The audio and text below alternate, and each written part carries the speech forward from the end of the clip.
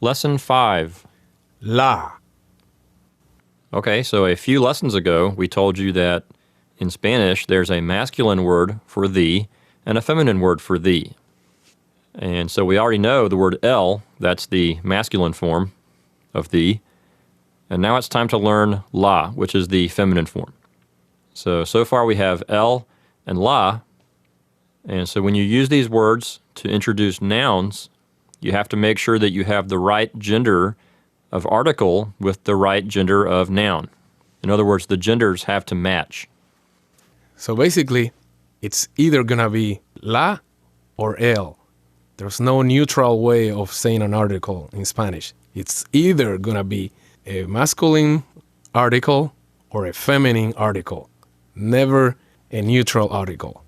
And I find that interesting that you would raise the issue of a neutral way to introduce a word, because the Spanish language comes from Latin, the language of the ancient Romans.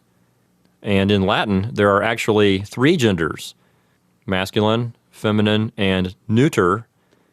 And the word neuter actually means neither. So you have masculine, feminine, and then you have a gender that's neither masculine nor feminine. So when the ancient Romans ruled over the area that today would be called Spain, of course, they brought their Latin language with them. And so slowly in Spain, the Spanish language developed out of Latin. So Spanish is really a Latin-based language, but over time it became more simplified. And so instead of having 3 genders like Latin does, Spanish only has 2 genders. As I told you before, the other book I wrote is called Getting Started with Latin.